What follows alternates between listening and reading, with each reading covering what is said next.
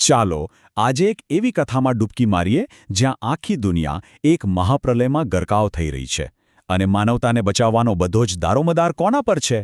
એક રાજા અને એક રહસ્યમય માછલી પર. આ છે ભગવાન વિષ્ણુના પહેલા અવતાર મત્સ્યની કથા. અને આ વાર્તા ફક્ત જીવ બચાવવાની નથી પણ જ્ઞાનને બચાવવાની પણ છે. આ એક વિચાર હિન્દુ ધર્મનો પાયો છે કે જ્યારે પણ અંધારું અને અરાજકતા હદ વટાવે છે ત્યારે દૈવી શક્તિ ધર્મ અને વ્યવસ્થાને ફરીથી સ્થાપિત કરવા માટે આવે જ છે. અને આ જ વચન મત્સ્યની આખી કથાનો મુખ્ય આધાર છે.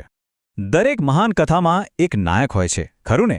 તો આપણી આ વાર્તાના નાયક છે રાજા સત્યવ્રત, જેઓ પોતાની અડૂટ શ્રદ્ધા માટે જાણીતા હતા. પણ એમને ક્યાં ખબર હતી કે એમની ભક્તિની પરીક્ષા ટૂંક સમયમાં જ એક બ્રહ્માંડીય સ્તરે થવાની છે. ઘણીવાર એવું બને છે કે મોટી મોટી ઘટનાઓની શરૂઆત બહુ જ નાની હોય છે. રાજા સત્યવ્રત માટે પણ એવું જ થયું. એ નદીમાં પ્રાર્થના કરી રહ્યા હતા અને એમના ખોબામાં એક નાનકડી માછલી આવી ગઈ. દયાનું એક સામાન્ય લાગતું કાર્ય જેણે આખી દુનિયાનું ભાગ્ય બદલી નાખ્યું. હવે જુઓ, અહીંયા રાજા સત્યવ્રત પાસે એક વિકલ્પ હતો. એ ધારે તો એ નાનકડી માછલીને નદીમાં પાછી છોડી શક્યા હોત, પણ રક્ષણ માટેની એની પેલી કાકલુદીએ રાજાના હૃદયને સ્પર્શી લીધું અને એમને દયાનો માર્ગ પસંદ કર્યો, જે એમના ચરિત્રની તાકાત બતાવે છે. પણ રાજાએ જે જીવને બચાવ્યો હતો ને, એ કોઈ સાધારણ માછલી નહોતી. બહુ જલ્દી સત્યવ્રતને એ વાતનો અહેસાસ થવા લાગ્યો કે એમણે કોઈક અદ્ભુત અને રહસ્યમય વસ્તુને આશરો આપ્યો છે. વિચાર તો કરો, એક જ રાતમાં પેલી નાની માછલી રાજાના કમંડળ કરતાં પણ મોટી થઈ ગઈ. બીજા દિવસે એ એક તળાવમાં પણ સમાઈ શકે એમ નહોતી. દરરોજ એ માછલી એટલી ઝડપથી વધવા લાગી કે રાજા એને રાખવા માટે મોટા અને મોટા જળાશયો શોધતા રહ્યા.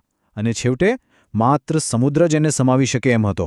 બસ આ જ ક્ષણે રાજા સત્યવ્રતનું આશ્ચર્ય ભક્તિમાં પલટાઈ ગયું. એમને સમજાઈ ગયું કે આ કોઈ સામાન્ય જીવ નથી. આ તો કોઈ દૈવી શક્તિ છે, એક ચમત્કાર જે એમની નજર સામે થઈ રહ્યો હતો. પણ આ કોણ હોઈ શકે? જ્યારે માછલીનું કદ સમુદ્ર જેટલું વિશાળ થઈ ગયું ત્યારે રાજા સત્યવ્રતે આખરે પૂછી જ લીધું કે તે કોણ છે. અને જે જવાબ મળ્યો એ બધું જ બદલી નાખવાનો હતો. ખાલી રાજા માટે જ નહીં, પણ આખી સૃષ્ટિ માટે. અને પછી એ રહસ્ય પરથી પડદો ઊંચકાયો. માછલીએ પોતાનું સાચું સ્વરૂપ જાહેર કર્યું. એ બીજું કોઈ નહીં પણ બ્રહ્માંડના પાલનહાર સ્વયં ભગવાન વિષ્ણુ હતા. જ્યારે પણ સૃષ્ટિ પર સંકટ આવે ત્યારે એ વ્યવસ્થાને પાછી સ્થાપિત કરવા અવતાર લે છે. અને સંકટ બસ આવી જ રહ્યું હતું. ભગવાન વિષ્ણુએ એક ભયંકર ચેતવણી આપી કે આવનારા 7 જ દિવસમાં એક મહાપ્રલય, એક એવો વિનાશક પૂર આવશે જે આખી દુનિયાને નષ્ટ કરી દેશે. બધું જ ખતમ થઈ જશે. પણ હજી આશાનું એક કિરણ બાકી હતું. વિષ્ણુએ રાજા સત્યવ્રતને એક મિશન સોંપ્યું. એમણે એક વિશાળ નૌકા બનાવવાની હતી અને એમાં પૃથ્વી પરના જીવનના અંશ ભેગા કરવાના હતા.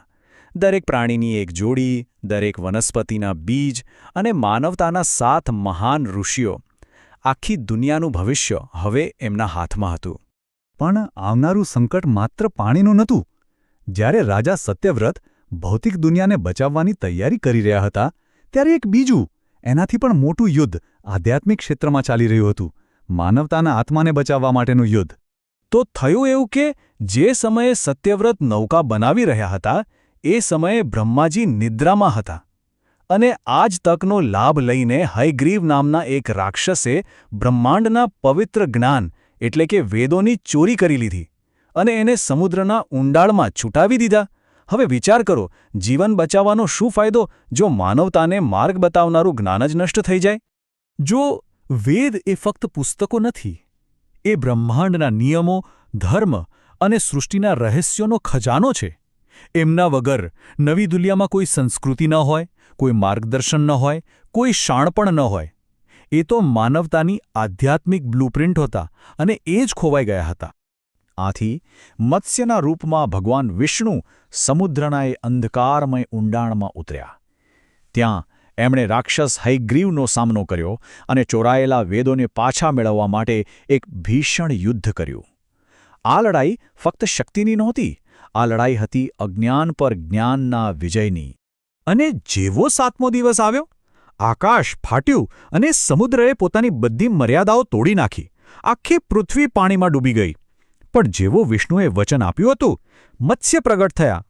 રાજા સત્યવ્રતે સર્પરાજ વાસુકીનો દોરડા તરીકે ઉપયોગ કરીને પોતાની નૌકાને મત્સ્યના વિશાળ શિંગડા સાથે બાંધી દીધી. અને પછી એ ભયંકર તોફાનમાં એ દિવ્ય માછલીએ નૌકાને સુરક્ષિત રીતે હિમાલયના શિખરો સુધી પહોંચાડી.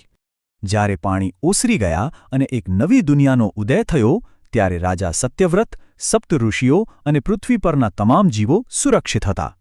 પણ આટલી મોટી પરીક્ષાનો સાચો પાઠ શું હતો? એમાંથી શું શીખવા મળ્યું?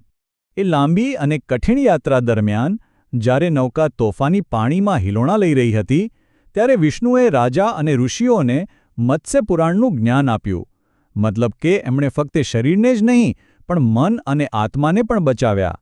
એમણે ખાતરી કરી કે નવા યુગની શરૂઆત દિવ્ય જ્ઞાન અને શાણપણથી થાય. તો મત્સ્ય અવતાર આપણને શીખવે છે કે સાચું રક્ષણ બે પ્રકારનું છે. એક, ભૌતિક જીવસૃષ્ટિને બચાવવી, અને બીજું, જે એટલું જ મહત્વનું છે, એ જ્ઞાન અને ધર્મને બચાવવું, જે આપણી સંસ્કૃતિને અર્થ આપે છે. એક વગર બીજું અધૂરું છે. આ પ્રાચીન વાર્તા આજે પણ એટલી જ પ્રાસંગિક છે. એ આપણને પૂછે છે, આપણા પોતાના સમયમાં જ્યારે આપણે બદલાવના પૂરનો સામનો કરી રહ્યા છીએ, ત્યારે એવું કયું જ્ઞાન, કયા મૂલ્યો અને કયું શાણપણ છે જેને આપણે આવનારી પેઢીઓ માટે સાચવીને રાખવું જોઈએ? ખરેખર વિચારવા જેવો પ્રશ્ન છે.